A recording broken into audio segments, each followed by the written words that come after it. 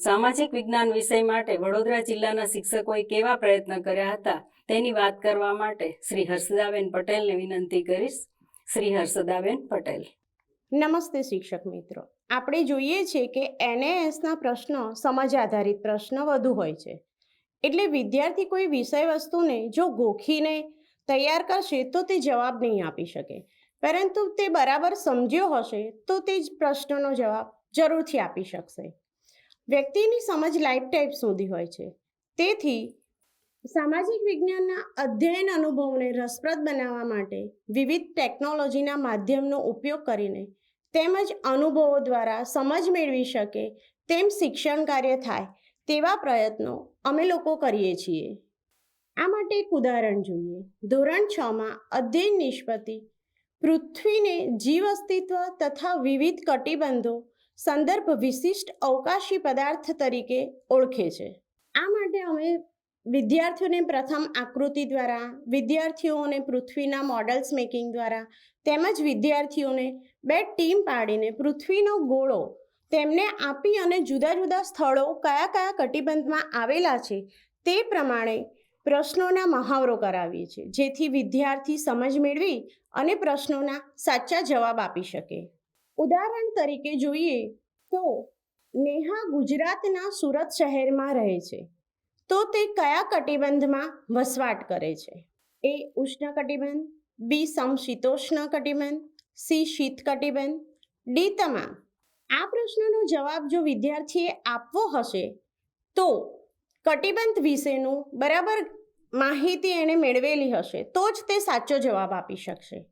આ માટે અમે લોકો આવા જુદા જુદા મોડલ્સ બનાવીને વિદ્યાર્થીને પ્રયોગ દ્વારા સમજણ આપીએ છીએ. અને અમારા વડોદરા જિલ્લાના શિક્ષકો આ પ્રમાણે શિક્ષણ કાર્ય કરે છે કે કોઈ પણ એક એકમના શિક્ષણ દરમિયાન, કોઈ પણ એક એકમના શિક્ષણ કાર્ય દરમિયાન આવા HOT વાળા પ્રશ્નોનો સતત મહાવરો કરાવીએ છીએ. હવે આપણે જોઈએ બીજો પ્રશ્ન. આપણે જોઈએ કે ધોરણ 6ની અધ્યયન નિષ્પત્તિ પૃથ્વીને જીવ અસ્તિત્વ તથા તો વિવિધ કટિબંધો સંદર્ભ વિશિષ્ટ અવકાશીય પદાર્થ તરીકે ઓળખે છે.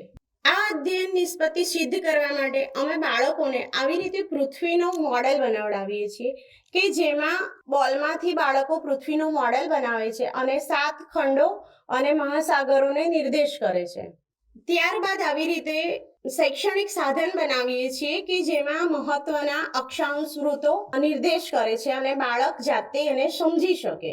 અક્ષાંશ વૃત્તની સમજ આપ્યા પછી કટિબંધોની સમજ આપીએ છીએ, તો એ પણ બાળક પોતાની જાતે આવું શૈક્ષણિક સાધન બનાવી અને આવી રીતે સમજાવવાનો પ્રયત્ન કરીએ છીએ.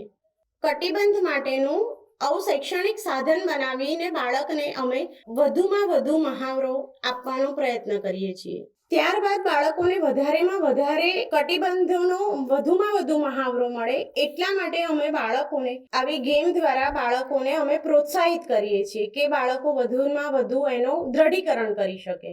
એવો જ એક બીજો પ્રશ્ન છે, આંતરરાષ્ટ્રીય દિનાંતર રેખાને માહિતી આપતા કયા વિધાનો યોગ્ય જણાય છે? A. 118 ડિગ્રી રેખાંશ વૃત્ત. આ રેખા ઓળંગતા તારીખ અને વાર બદલાય છે. C. પેસિફિક મહાસાગરમાંથી પસાર થાય છે અને તે વાંકી ચૂકી છે. D. આપેલ તમામ.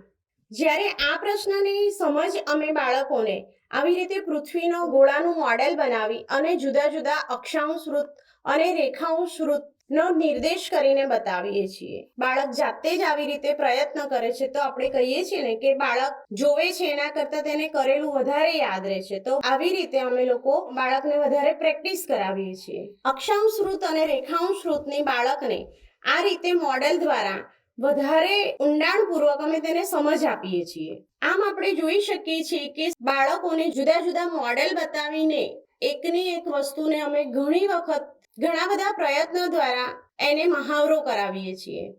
આ ઉપરાંત અમારા વડોદરા જિલ્લાની લગભગ તમામ શાળાઓમાં સામાજિક કોર્નર બનાવેલો હોય છે, જેમાં બાળકોએ વિવિધ મોડેલ્સ, પ્રોજેક્ટ્સ, વિવિધ શૈક્ષણિક સાધનો શિક્ષકોની મદદ દ્વારા બનાવેલા હોય છે અને આ દ્વારા બાળકો જાતે ને જાતે પ્રયત્ન કરતા થયા છે.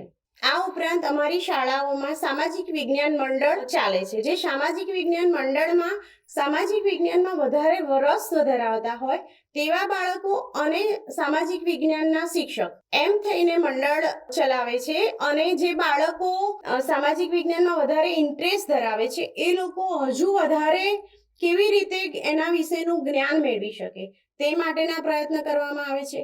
તેમજ જે બાળકો સામાજિક વિજ્ઞાનમાં થોડાક કાચા છે તેમને પણ બીજા બાળકોના સહયોગ મેળવીને એ લોકોને શિક્ષણ કાર્ય મેળવવા માટે પ્રોત્સાહિત કરવામાં આવે છે. તો આ પ્રમાણે અમારે આ જિલ્લામાં સામાજિક વિજ્ઞાનને વધુને વધુ સારી રીતે બનાવવાનો અમારો પ્રયાસ રહ્યો છે. આભાર હર્ષદાબેન.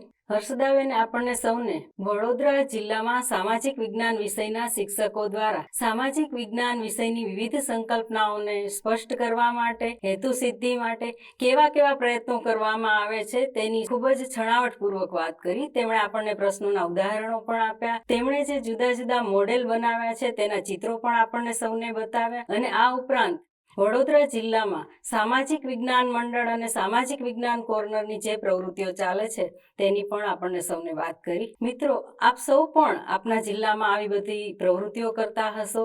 અધ્યયન અધ્યાપન પ્રક્રિયાને સુંદર રીતે આયોજિત કરી વિષય શિક્ષણને વધારે સિદ્ધ કરવા માટે, ઉચ્ચ પરિણામો લાવવા માટે તેમજ અધ્યયન નિષ્પત્તિને સિદ્ધ કરવા માટે અવશ્ય પ્રયત્ન કરતા હશો.